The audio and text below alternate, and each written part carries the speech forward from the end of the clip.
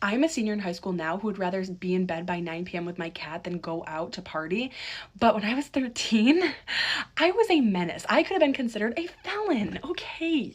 So when I was 13, I lived in this pretty popular city, but most importantly, it was a college city, and that is very important.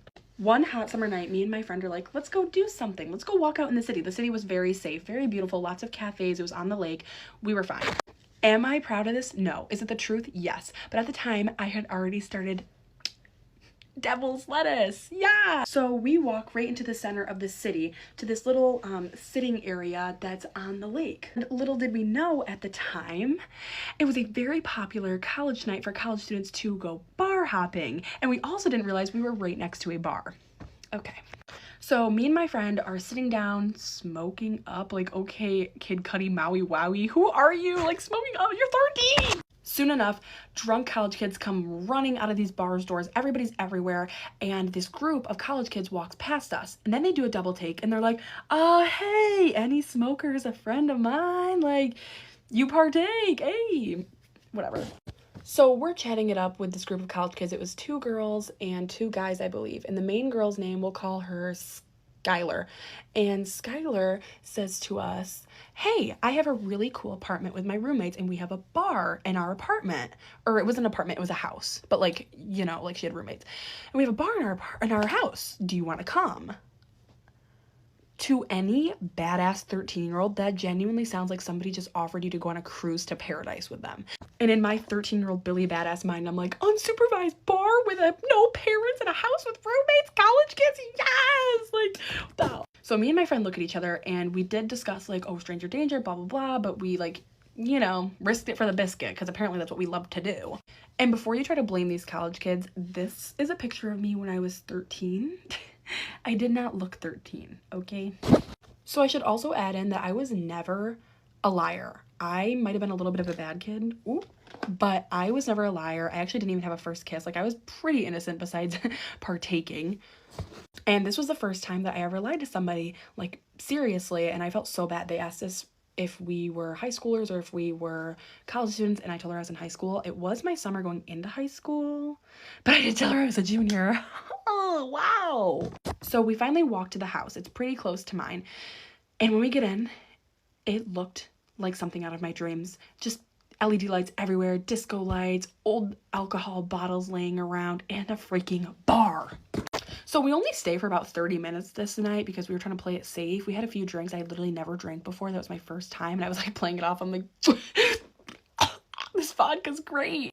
And so before we leave, the owner, Skylar, looks at us and she goes, I'm having a really big party tomorrow. You guys are cool. You should come. Me? Little old me? I mean, okay. So we ran home that night with freaking butterflies in our stomach and we were like, no matter what it takes, we are going to this party. We are making it in life. No one will ever believe us that we went to a college party as 8th graders. I am going to make a part 2 for the party time, but this is when it gets crazy and not the good crazy like this story. So stay tuned for part 2. When I was 13, I was a psycho and practically a criminal, and I snuck into a college party as an 8th grader. I'm finally putting out part 2. If you haven't seen part 1, that's fine. I put it off for so long, wasn't trying to aura farm, but it is a really sensitive story for me. But I think that everybody wanted part 2, and maybe it would help me come out with my stories. So for those who didn't watch part 1, I lived in a college town when I was 13. We met college kids and invited us to their big college party. Okay, now it's the night of the college party. We tell my parents that we're going to a friend's house. That ain't no friend. Here's some photo evidence of me from the night of the party. I don't know what that photo is, but that was me, okay? So the party starts. Lots of people are showing up. I think I'm a Billy badass. I'm like, holy shit, this is euphoria. Where's the Molly? So I forgot to mention that we brought a 3rd friend with us this night. Love you, queen. She know who she is. Hey. And all 3 of us are having the time of our life. I got drunk. I'd never been drunk. And then I slowly felt the blackout coming. Blacked out like a Fanta. Oh, ew. So as people come in and the party's going on, a guy shows up and his name will be Derek. Freaking Derek, yo. So Evil Derek walks into the party. And I didn't know this at the time. My friends had told me later on that that night, Evil Derek had flirted with both of my friends, but then made his way to me. Awesome. So eventually Evil Derek finds me at the bar at the party, and he's like, sup? And I'm like thinking I'm Billy Badass, like, got college kids flirting with me. Babe, that's not a flex, okay? That's creepy. So Evil Derek is like, so how old are you? Oh, and I never lied about my age to anybody, but I had to lie to him because I lied to the host, and if the host found out, I would be kicked out. So I was like, 16. And he was like, oh, chill, I'm about to be a freshman in college. Looking back at it, babes, even if you were 16, that's not. As someone who's a senior now, daddy, yay. So Evil Derek finds me again at the party later on. He's really feeling himself now. I feel now the drinks really hit him. And he's like, sup, you trying to go for a walk? And I'm like, hell yeah, the hell, I'm a Billy Badass, let's go for a walk. As I'm walking out the door, my friends are like, where are you going? And I turn around to tell them, and he's like, no, don't tell them where you're going. And I'm like, why? And he's like, it will just be a funny prank. Like, literally word for word. I just needed to calm down for a second. Word for word, like, I can't make this up. Like, this literally sounds like something out of, like, those, like, fake stories your parents tell you to warn you about stranger danger. Like, this is actually, like... So, me being a fucking idiot, criminal, freaking psycho 13-year-old, I follow him, and he's like, oh, my car's parked over here. You want to get in my car? We can hide from your friends, because I think they just went out the door to look for you. Because they're normal, good friends, and they're scared for me. Awesome. So, I get in his car, in the back seat, and he locks the door. He locks the door. Oh, you locked the door. That's awesome, Evil Derek. Evil Derek, you are so kind. So I see my friends out of the window, and they looked scared. I think one of my friends was even crying, and I was trying to open the door in the back seat. Like, I remember jiggling it, and I'm like, Evil Derek, like, yo, Evil Derek, those are my friends. And he's like, just stop, just stop. And finally I was like, no! So then I was like, unlock the goddamn door. So we unlocked the door, and I opened the door. And at this point, my friends see me, and then they see that I'm with a guy, and they think that I'm trying to leave them to be with a guy. Like, they got the wrong impression, not their fault. And they were kind of upset with me. So now... my friends are gone out of the picture. Well, they went back in the party, but now I don't really have them on my side, like, to have my back. And now I'm alone with this guy. So nothing really happens there. I end up going back inside right after that. And around 2 a.m., maybe like 2:30, the party dies down, and I am blacked out like a phantom. And I'm in the bathroom, and I really needed to pee. And I went pee, but there's no toilet paper. And me being 13, emotional, first time being drunk, I start crying. And I remember pulling my skirt down and getting ready to go out of the bathroom. And Evil Derek does come into the bathroom and shut the door. Okay, wow, I'm actually crying. Okay, I'm like giving myself the ick crying on TikTok. Like, hello, get this shit off. Okay, bye. You can use your imagination. Yes. So I woke up the next morning. My friends were by my side. Evil Derek was also sleeping next to... I literally can't even think about it. Okay, awesome. So the next day, I tell my friends, and my friends are like, that's not! Me being like delusional and like trying not to think it's true. I'm like, no, guys, this is normal. It's not, it wasn't. Well, I texted him later that day, and I told him that, oh, it was also like 2 days before my 14th birthday. And I was like, just letting you know, I actually am turning 14 in like 2 days, and I lied. And he was like, oh, okay, just don't tell anybody, please. A couple weeks went by, and I immediately realized that shit was not consensual. So that's probably why I am the way that I am now. So there's the story that everybody was begging me for. Hope you got what you freaking wanted, yo. Guys, get ready with me for my boyfriend's hockey game while I tell you about my best friend who was absolutely crazy. Ex-best friend. Okay, she was my best friend for like 3 years, and I'm gonna call her Casey.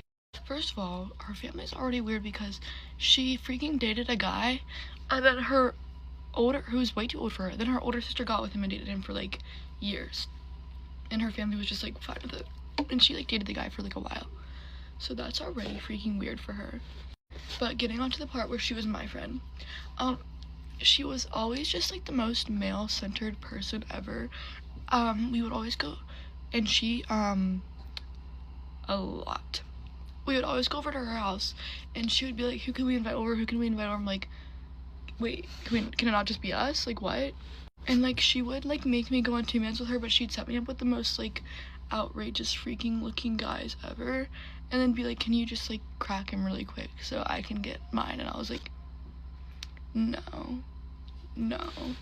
One time we were at her house, and I was supposed to crack this guy, but I didn't want to because I did not agree to this 2-man, and they were stuck in, and then they woke up like everybody in the house. But like, when we were friends, she was like a pretty decent friend to me, but then me and my boyfriend of 2 years broke up, and this is when she gets like crazy. So her and him, my like ex-boyfriend, were always together because track and everything, and just like I don't know why else. But they were always together to the point where he would like snap me from her phone. Mind you, he had a whole other girlfriend at this time. And I find out she cracked him, so I texted him I texted her. I was like, hey, like, have you been like my ex? Like just be honest. And she was like, no, like I know he comes to my house for parties a lot, and like believe me, like I wish I could invite you, but it just don't want it to be too awkward. And I was like, girl, why you invite him but not me if I'm the one you're supposed to be friends with? She was like, I just don't want it to be awkward. I really wish I could invite you, but I just can't. And I was like, whatever. Oh, and she was like, I would never do this to you. I would never do this to you. And I was like, okay. Basically, then I found out like they really did do it, so I texted her because she was my friend, and I was like, girl, I know you did that. And she was she unadded me, and I was like, oh, okay. And basically me and her haven't talked since that, but I have another story from when me and my boyfriend of 2 years broke up. So me and my boyfriend of 2 years broke up, and I I started talking to this guy, and me and him were really close. It was like 2 months, and we were just like kind of talking. I didn't want to be in a new relationship, and eventually his friend joined the phone call, and he was like, bro, your friend Casey's so bad, like hook me up with her. And I was like, ooh, okay. So I added her to the phone call, and they start like talking, and I was like, okay, whatever, nice. And she starts hanging out with him and the guy I was talking to alone. I was like, bro. So I told the guy I was talking to, I was like, don't hang out with her anymore, you freaky weirdo. Like, what's your ish? She was like, oh, I thought she was your friend, so I didn't think it would be a problem. I was like, you don't know her. Like, you don't know her like I know her. Like, she will try and crack you. He was like, okay, I won't hang out with her anymore. She would text him and beg him to go hang out with them, but never text me once. I was like, oh. Then she tried to set her sister up with the guy I was talking to first. And I was like, no, like, this isn't a 2-man. Like, I was just trying to set you up with this guy. Like, I do not want to go on a 2-man with you. Like, this is my man. Like, no. I'm not very good at telling stories, but I feel like you guys can get the gist. My mom's yelling at my dog. Basically, I'm terrible at telling stories, but you guys can get the gist on her. She's weird. Oh, and her brother is in 2 grades younger than her, but anytime her brother's friends come over, she'll hang out with them. And anytime somebody tries to talk to her brother, she'll like freak out on the girl. She literally has no friends right now, because she literally has all of her friends, guys. Like, I have another friend, and let's call her, I don't know what to call her. Okay, I have another story time about her that I forgot to tell you guys. I'm like livid right now, I forgot to tell you, but basically I had this big like crush on this guy for a while, like since like our freshman year, and we were juniors at this point. And me and her go over to his house when his parents aren't there, so she could set him up with me. Keep this in mind. So she was the only person who knew I wanted him, so she could like set us up. I leave his house because I have a curfew, like a normal person does, but like we didn't do anything because I don't really know why. I don't know. I just was scared to make a first move. But I leave his house because I have a curfew. She stays. I'm like, huh, why you staying, girl? She made out with them. Wow. I might have to beat her up when I see her. Wow, I forgot about that. Like this, oh my god, she's such a weird bee. She really is weird. Jeez. I don't like her at all. I'm angry thinking about that because I forgot about it. She literally like doesn't even have any friends right now because she's the most male-centered person I've ever met in my entire life. Like, this is my best friend, by the way. Like, oh my god. Anyway, I'm ready now, so bye guys. Sorry I'm so bad at telling stories. I tried. Get ready with me while I tell you guys about my worst night as a server. So, this was on Saturday night, I think. I can't remember if it was Friday night or Saturday night, but I think it was Saturday night. So, I was scheduled at 5 o'clock, so I go in for my 5 o'clock shift, walk in, and I find out I'm an extra. So, I'm kind of just there if somebody else calls out unexpectedly.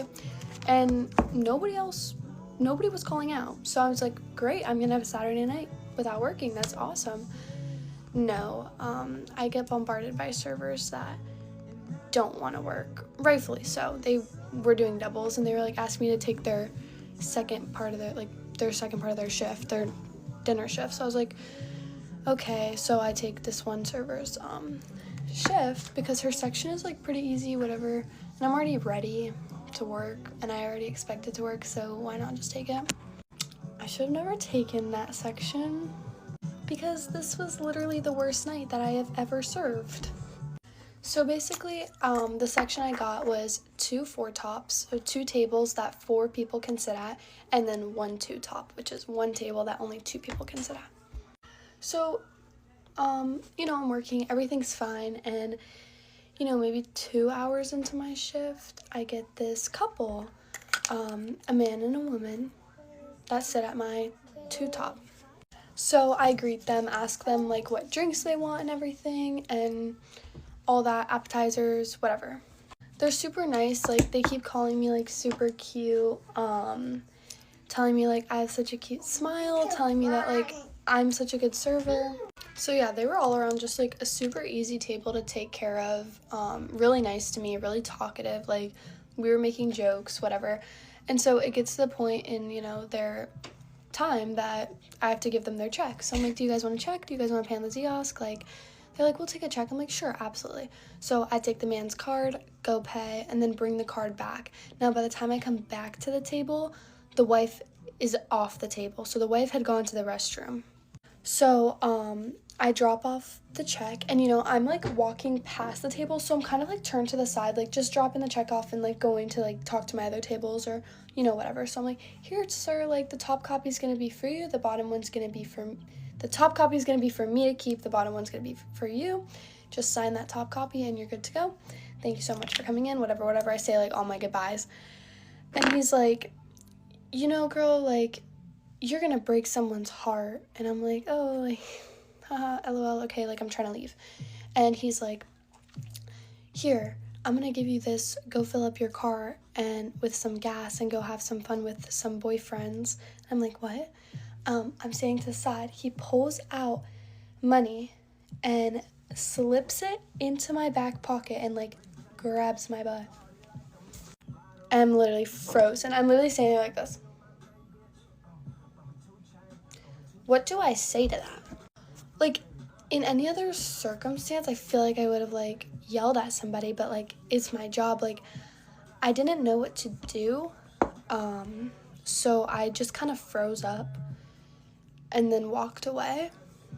It was really disgusting, to say the least, and, like, it kind of just made me feel like, I don't know, like, I didn't know what to do. I didn't know what I could do.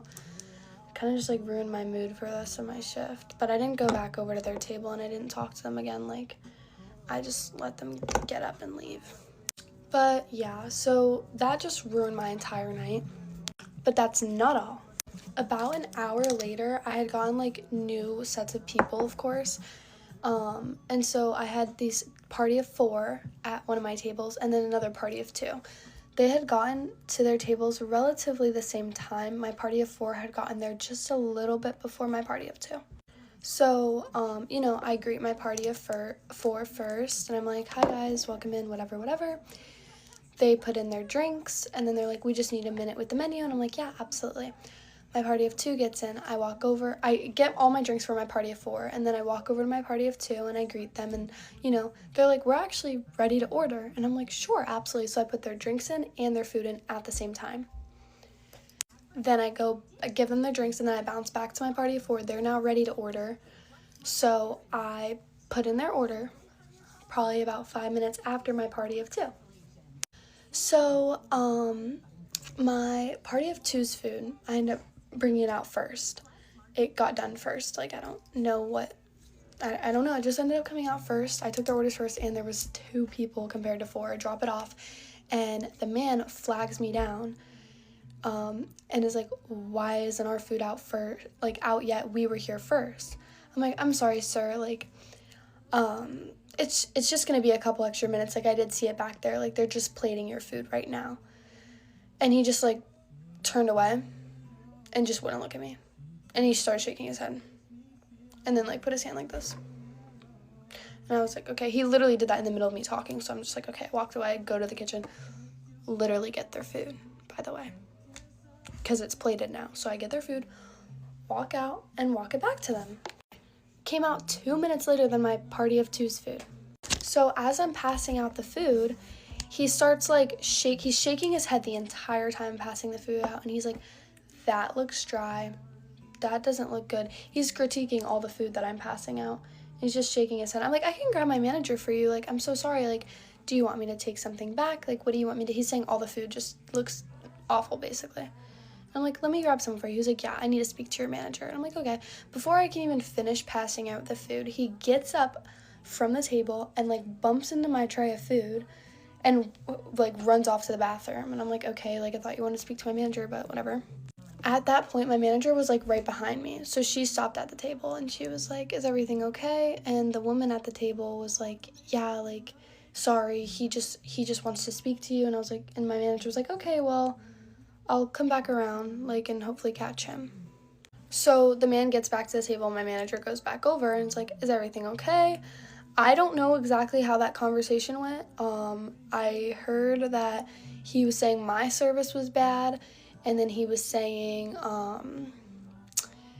the food wasn't good, and the food was taking too long, whatever. So that's all, like, I really know, but I didn't actually hear it, like, from my own ears, but anyways, so my manager's like, okay, like, what do you, like, want us to do? And he's like, nothing, like, I just want boxes. So their whole entire table gets boxes, and I'm just like, okay. And then my manager comes up to me, and she's like, I think he's just, like, intoxicated. And I was like, okay, like, so she knows it's nothing with my service. I was giving them great service, like, regular service, I don't know. So they get boxes, and the man is being, like, extremely rude to me. So my managers tell me, like, don't go over to their table anymore. Just, like, you know, let them box up their food and let them pay and get out of here. And I was like, okay. So now they're sitting on, like, this Yosk screen, like, paying, and they haven't paid for a bit. So I go over and I'm like, hi, like, is everything okay? Can I, like, help you? Guys check out or anything? Like, do you need any bags for your boxes? Whatever. And he's like, I'm trying to pay, but I'm not paying this price. $200 bill, by the way. So he's refusing to pay his $200 bill. So I'm like, okay, let me, like, talk to my manager. Like, I don't know what you want me to do. By the way, the whole time, like, he's giving me, like, really dirty looks, like, this entire, like, time that he's here. So I don't know. I don't know. But yeah, so my manager's like, okay. My manager takes off a meal and brings the bill down to $157. And so he pays that. So I tell him, like, okay, we took off one meal, but, like, that's all we can do. And then he ended up paying that after, like, basically throwing a fit. And then I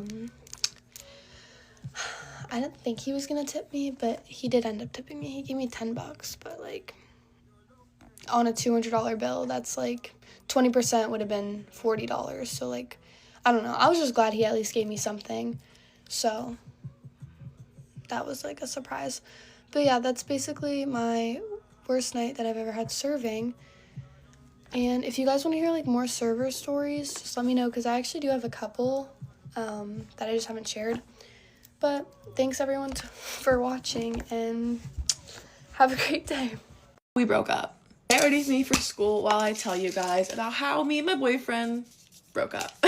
A lot of people have been asking me if we broke up, why we broke up, how we broke up, when we broke up, literally everything, so I'm gonna clear it up. So the night before my volleyball tournament, it was like 11 o'clock at night. Of course, I was asleep because I had to be up at 5 a.m. the next day for a volleyball tournament. Well, that morning I woke up to 2 texts on Snapchat just saying that we needed to talk, but when I tried to answer, he had me blocked. He had sent me a big paragraph on messages just about how he needed time for his mental health. And at first, I really did believe him because I knew he had stuff going on. But then, I didn't believe him. A bunch of girls started to add me and text me on Snapchat asking if me and my boyfriend had broken up because he was texting all of them. Which, of course, that made me very, very sad, and I did struggle for, like, a little bit. But I am okay now, and I am just learning to trust God's plan. I'm not making this video to try and target him or to try to get you guys to send him hate or anybody he's associated with. Do not send him hate or anybody. I am simply making this video so I can clear things up because everybody is curious and this is what's happening. Alright, that's all. I love you guys so much. Adios. Bye. So now I'm 15 and my parents were getting ready to move us down to Florida. So I told this man that we were moving to Florida, and he was like, I'm still gonna come see you, don't worry. I'll make sure that I drive to come and see you. And I was like, okay. So not even 2 weeks into us living in Florida, we're still talking. He says that he's here. So this is on October 3rd of 2014. And so he's just staying at random hotels for like a week. And I didn't actually see him until October 11th. So he had texted me. I left my window open in my bedroom and he parked down the street from the house. I let him in the house. And it's super late or super early in the morning, probably like 3 or 4 a.m.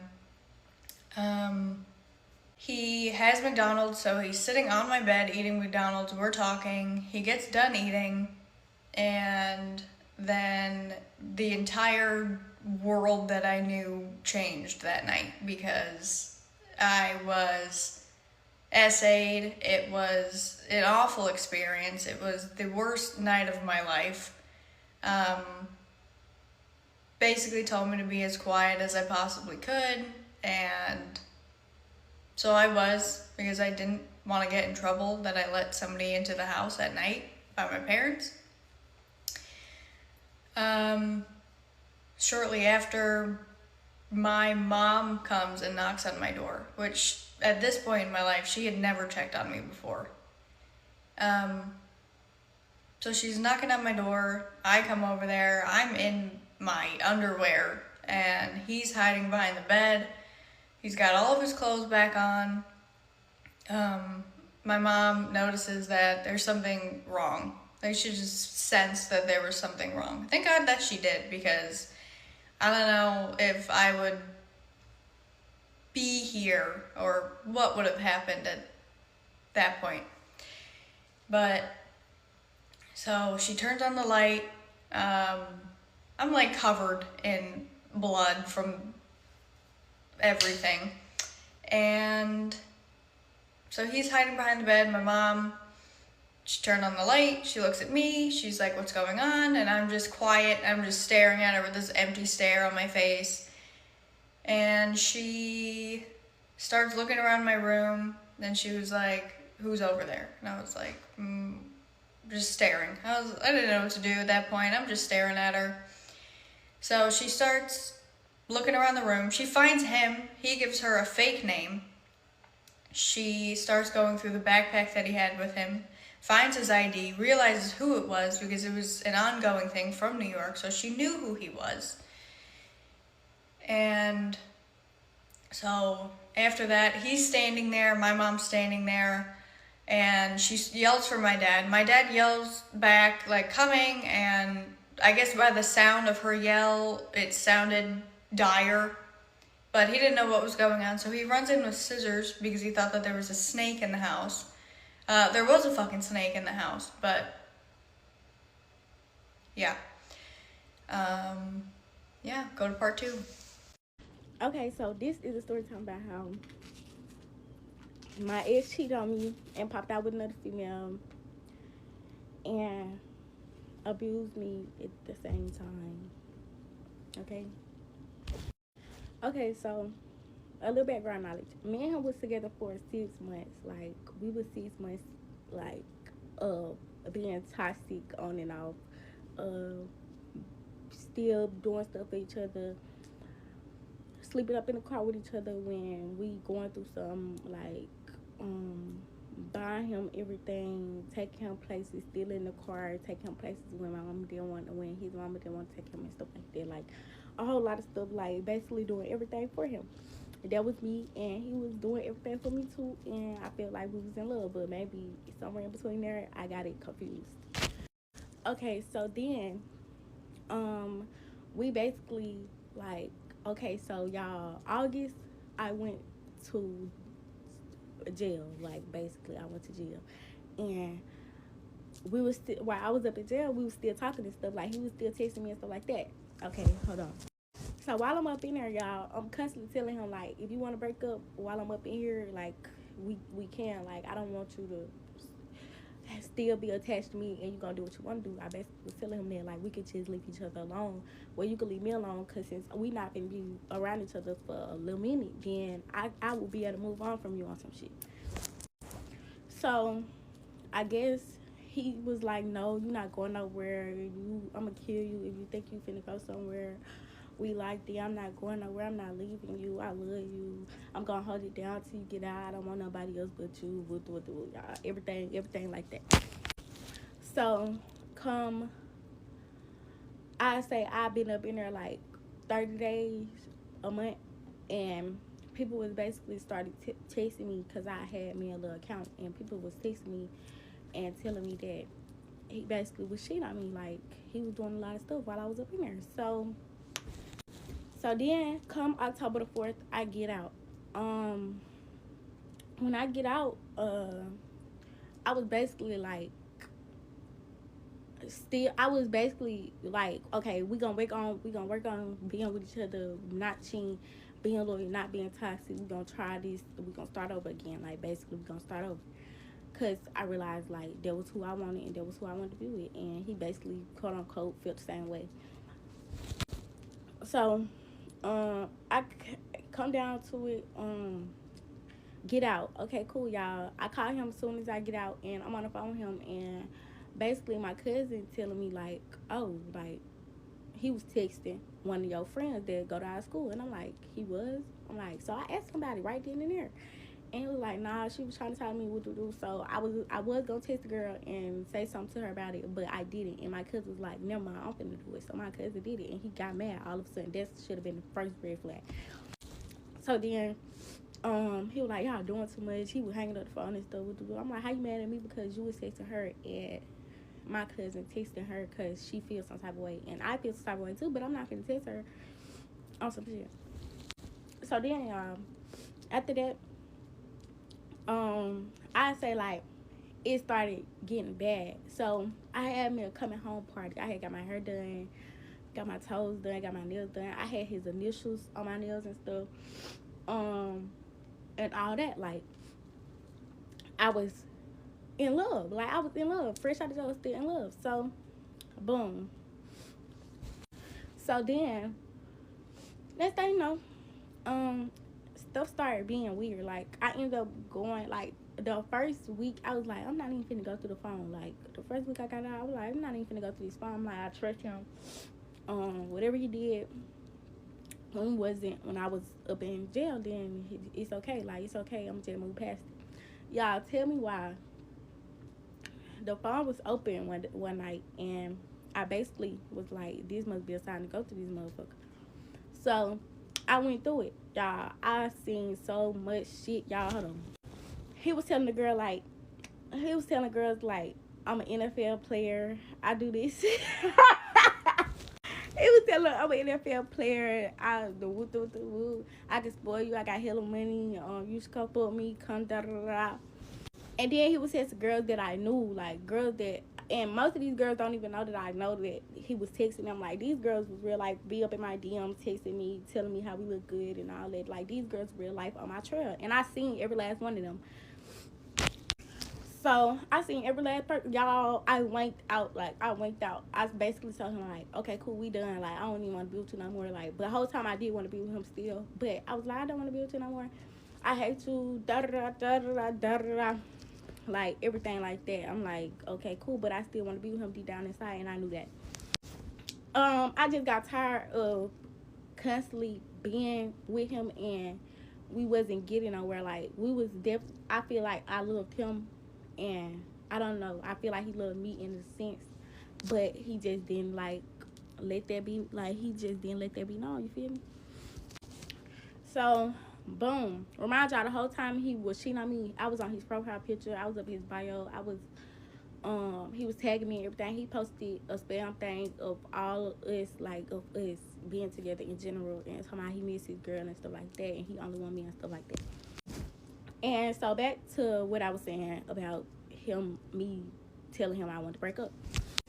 Okay, so when I told him that I wanted to break up, he was just like, no, da da da. So you just want to go do this and do that, do this. Y'all, the whole time, y'all, I didn't. I just needed space. I needed time to think and be like, do he really love me? Do he really want to be with me? Am I just wasting my time? So yeah, it took me like a week to do that. It was confusing. The whole week we'll argue, come back, talk to each other, argue, come back, talk to each other, talk about fixing it. It was toxic. The whole time I got out, it was toxic. So then, one day, I ended up posting on my notes, and I'm like, dang, I miss my man. Like, tell my man to come back home. And mind you, y'all, I knew something was up because I was texting him like this week that I was basically confused. I was texting him and stuff, and he was barely texting back. Well, he was texting back, but it wasn't like on some how he usually texts me on some stuff. And he was trying to get back together more than me at the time. So I felt like we was just, yeah. So then he ended up like I just lost my train of thought. Oh, I posted on my note. When I posted on my note, y'all, I guess this girl, we gonna call her, I don't know. Okay, I'm giving them names last minute, but I'm calling him Kill, and I'm calling her Baby. Okay, so I posted and was basically saying that I want to kill back, and Baby was like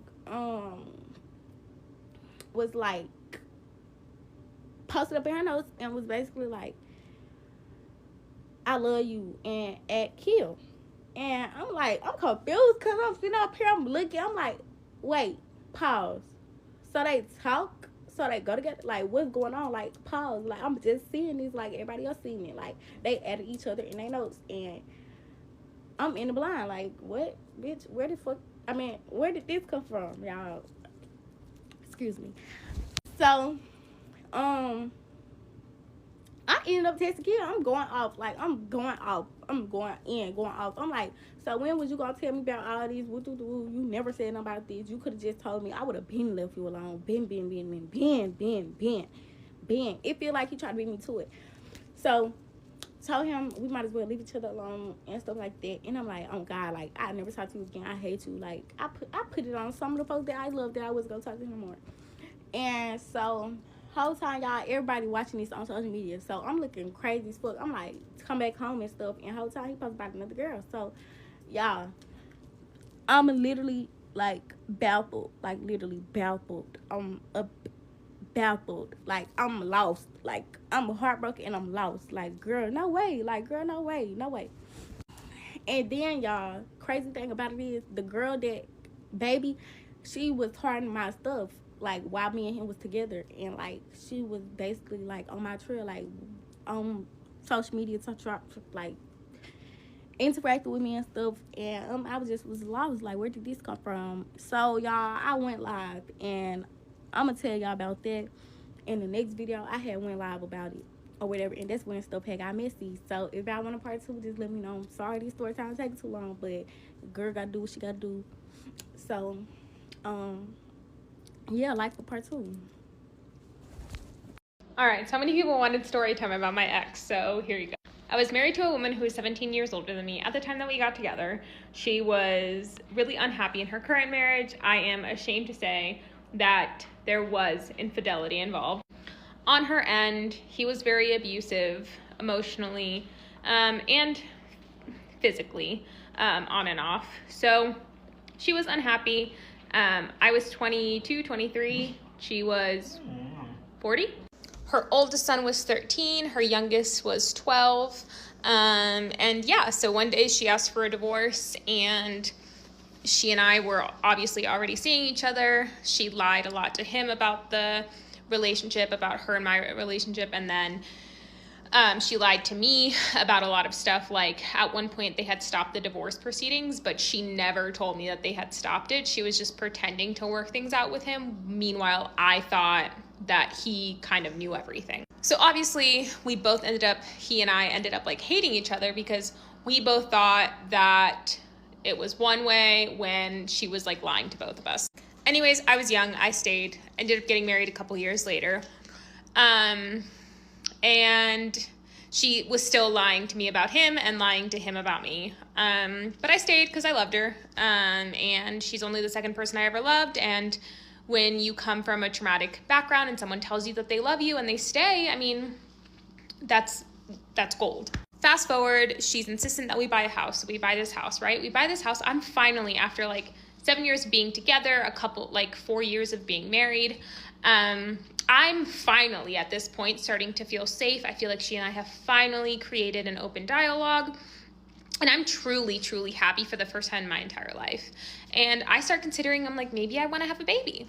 And then, but for about probably 6 months going up until that point, I felt like she was seeing someone else. Like I felt like I was being cheated on just because I don't know, women just know. And so there were just subtle differences. And then there were new perfumes and she was getting all cute for work, and not that you have to be like cheating on your spouse when you're getting cute for work, but like it was different. So anyways, one day she gets home from being out with friends, and that was also happening a lot. And to me, I was running after work, so I didn't really care. I'm not much of a bar person or like a bar hopper or even a drinker. And so like I wanted her to go have fun and go do the things that she enjoys with her friends. Turns out she was cheating on me, but whatever. Anyway, she gets home one day and it's like 11 o'clock at night. Homie got off at work at like 3. And I'm asking her, I'm like, dude, where have you been? Like, you told me you were going to go get a drink, and then you went to dinner, and then this and that, and I haven't seen you like all week. We've both been working. And she's like, I want a divorce. Obviously, I was fucking devastated. Fast forward, I will insert the picture that I found of a note that she wrote this man, because she was telling me she just wanted a divorce because she was unhappy and she didn't want to be with me anymore. And I kept asking her, are you seeing someone? Are you seeing someone? And she kept saying no, she wasn't seeing anyone. She denied it the whole time. And then I found this letter.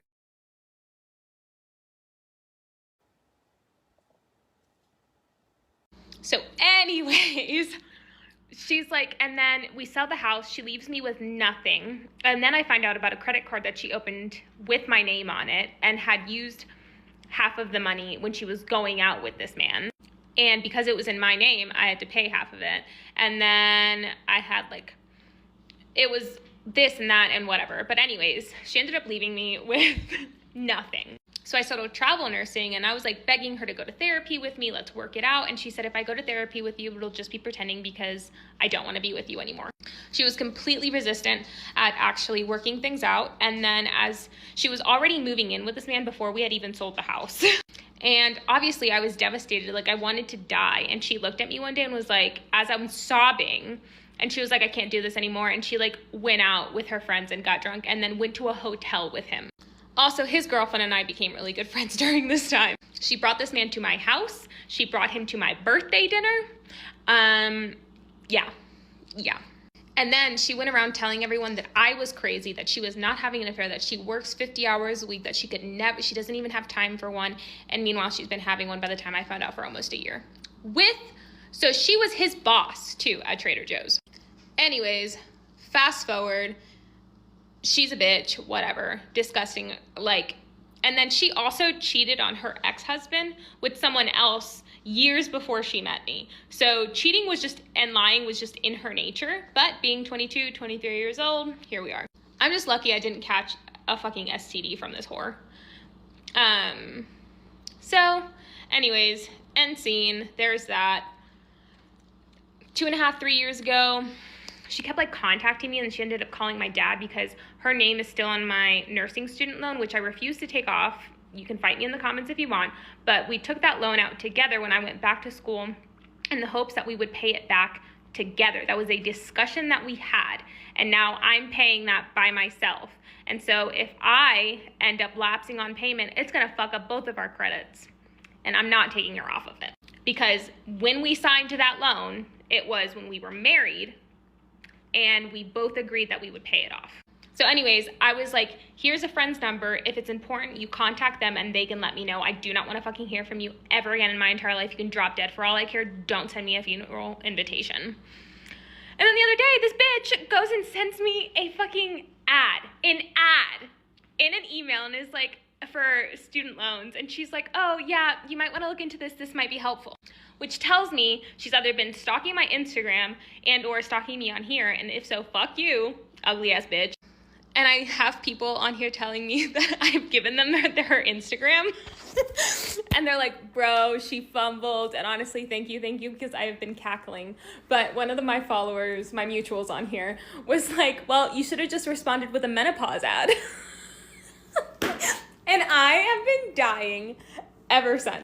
So a couple of them have gone on and like looked at the thirst traps that she's posting. And yeah, they're like, it's kind of funny because I'm not friends with these people in real life. We just kind of barely know each other through online. And everyone coming back with like, what the fuck is she doing, is cracking me up. And even if you don't mean it, thank you, because it's made me feel so much better.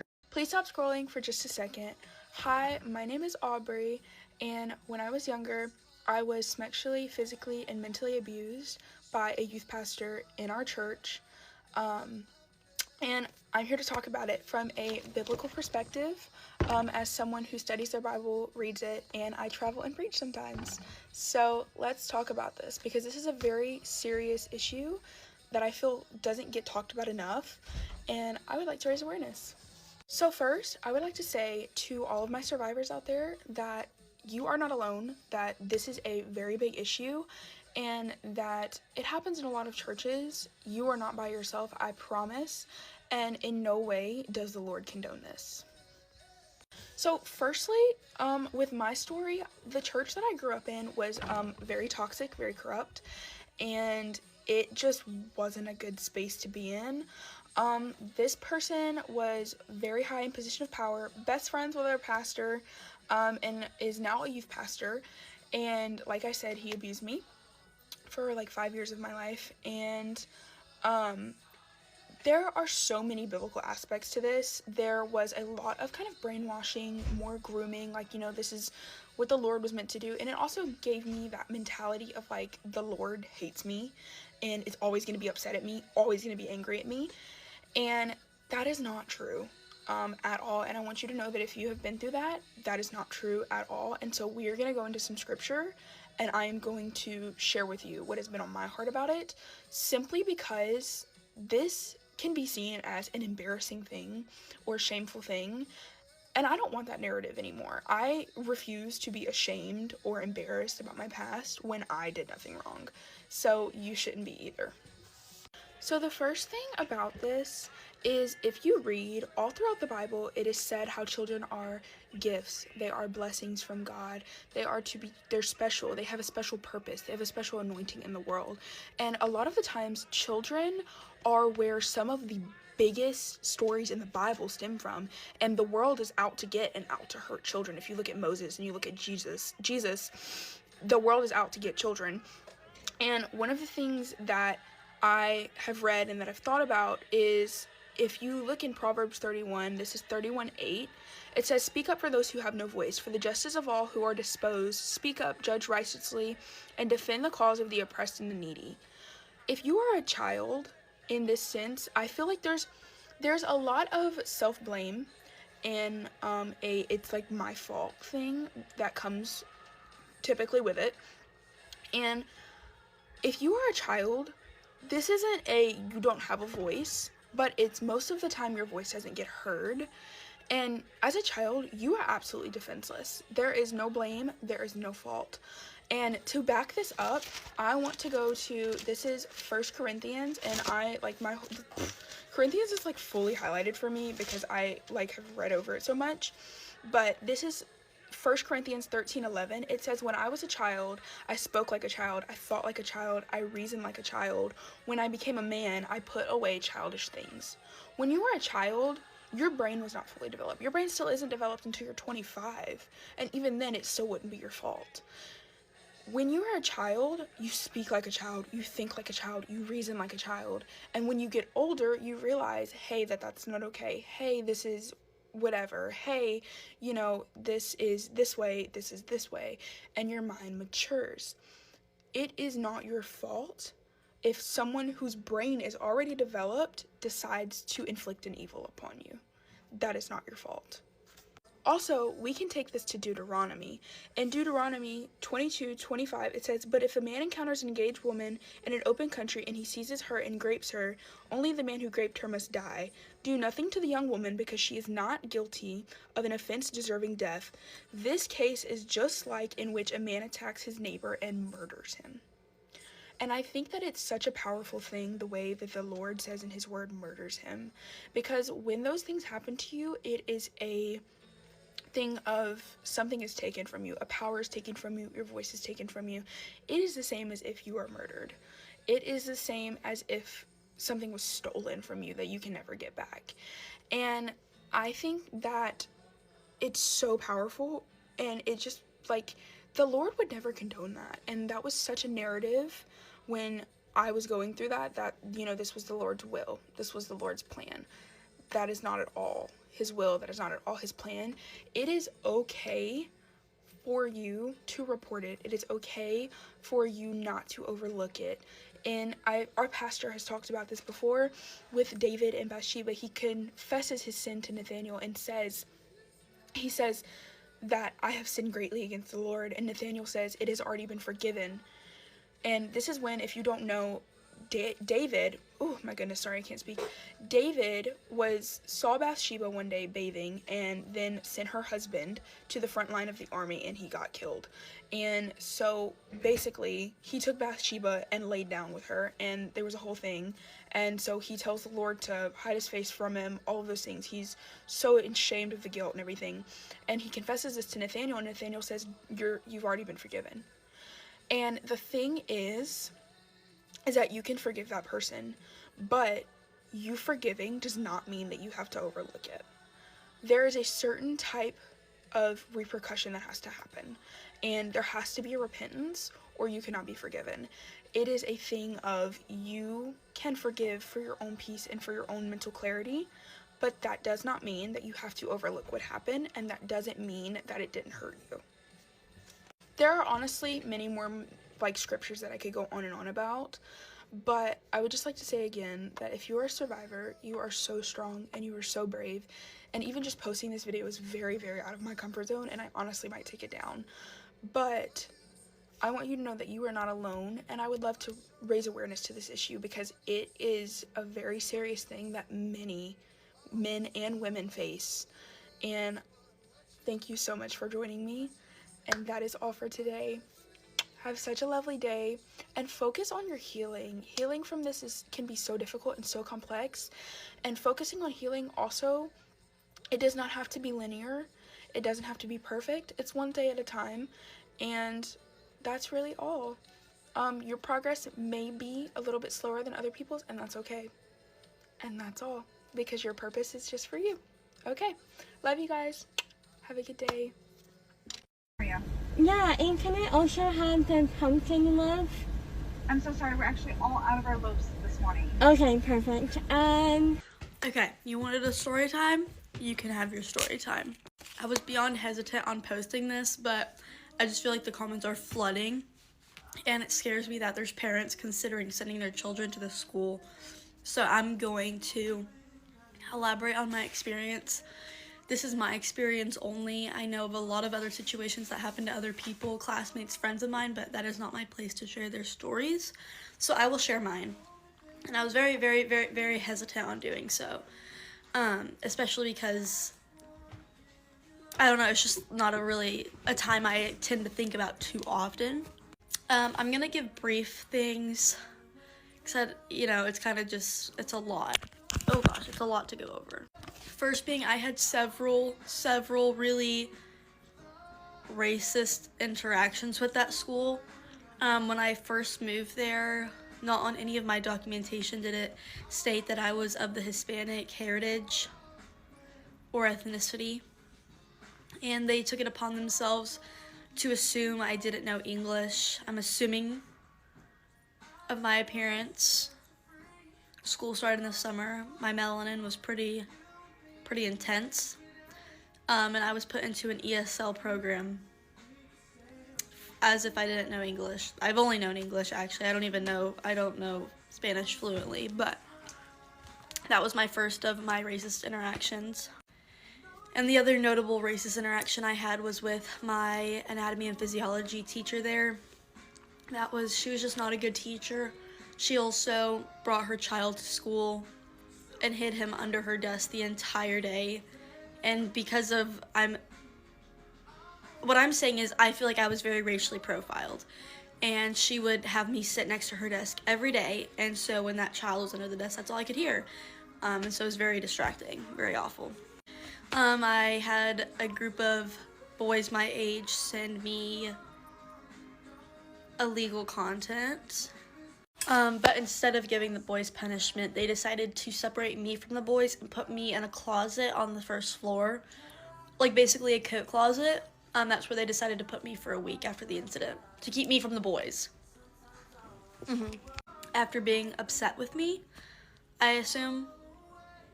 I have to say I assume because, yeah. My parents found out, came with me to the school, went to the headmaster. The headmaster kind of went, maybe go to the police station. So that's what we did. And they got a slap on the wrist. The boys never got any punishment of any kind, even though it was identified to be them. I received no help through teachers. They teach you what they're given, and they don't further to help you. At least that's what I had with every single teacher all 3 years I was there. So that was very difficult. I basically had to home teach myself whatever I didn't know. Teachers there did not have to be certified teachers. You did not have to go to school and get a degree in education. You could just work there as a teacher. All of the funds that certain clubs would make, at least a majority, would go to Dr. Schottmeyer, and from what my theory is, it goes to his annual Little Rock trip to the casino. There wasn't enough textbooks for students, let alone chairs, a lot of the time in the classrooms. At semester, at one point, at 1 year, my sophomore year, we got a new headmaster, and at semester, when it came around the holiday season, she stated that no classrooms, nobody in the school could do Christmas-themed anything, so no red, no green, nothing that resembled Christmas, but we could do Winter Wonderland, so blue, white, silver, and all of that, and a lot of teachers did not like that, rightfully so, and they left at semester. They just left. So they had to get a lot of teachers in really quickly, and one of which was not a certified teacher. She literally graduated with an English degree, I think, from the University of the Ozarks.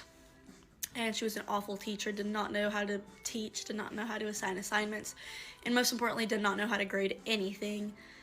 She would show her class, my class, pictures of her shirtless boyfriend to show his tattoos, if I remember correctly. At some point, after a numerous of complaints made against her, she was finally removed. And then was caught, I believe, talking to 2 boys in my grade. So at the time we were sophomores, so ages between 15, 16, maybe 17. And then she was telling students to meet her at the coffee shop around our school to say their goodbyes and to give her hugs. And then I believe she came back on premises and was escorted out by officers. And then she made a threatful post to our headmaster after she left. Yeah.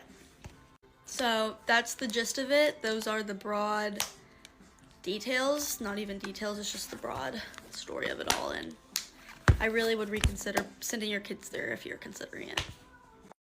It really cracks me up when people post Story time of the time my evil stepmother refused to come into the house for an hour after me and my sisters outsmarted her and her daughter. The story needs a little bit of background. My parents got divorced when I was 7, and my dad remarried, we'll call her Karen, in 2010 when I was 9. This story took place, I want to say 2012, so they had already been in our lives for 2 years at this point.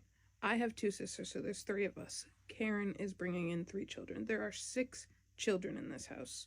Karen's 2 younger children are not involved in this story. I hold no grudges against them.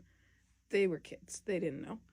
Her oldest, however, we'll call her Karen Jr., didn't like us either because they're both bitches. Like, they thought they were the coolest people in the world. They thought they were better than us. They probably still do. Spoiler alert. They're not. They're nobodies. So, in the house we used to live in, we were in walking distance from the middle school. When this story took place, I was in 6th grade, my older sister was in 8th grade, and Karen Jr. was also in 8th grade, so we all walked to and from school. The day this happened, Karen Jr. walked home from school so fast, literally so fast for no reason. And me and my sister were walking home with our neighbor. And when me and my sister get home, the way our house was set up is we had a back porch and a door leading into the house from the back porch. Karen Jr. locks that door leading into the house, and the only person who has a key to that door is my father, who does not get out of work until 3:30. Me and my sister are stuck outside, and our neighbor, who we walked home with, who we are friends with, we know this neighbor, so this isn't awkward for any of us, invites us to come inside because she sees that we're locked out. So we're all hanging out in her house, having a good time, because like I said, we're friends. And we see Karen Jr. leave the house and walk back towards the middle school. The library's over there, so I'm assuming she was going there. I don't know. She leaves and then comes back, and she forgot to unlock the door, the one that only my dad has a key to. So now she is stuck outside as well in the cold, because this took place in March. So about an hour goes by, and my younger sister is now getting out of school because she was in the elementary school. So me and my older sister stand on our front porch, get her off the bus, and we bring her across the street to our neighbor's house. Because we're all not sitting outside in the cold. We're not doing it. But we're laughing at our stepsister who's stuck out in the cold, Karen Jr. We think it's hilarious. So then about 20 minutes after we get my younger sister, Karen pulls in the driveway with her two youngest. Karen Jr. goes and gets in the car, and I'm assuming tells her mom what happens. And so now we're all stuck outside of this house.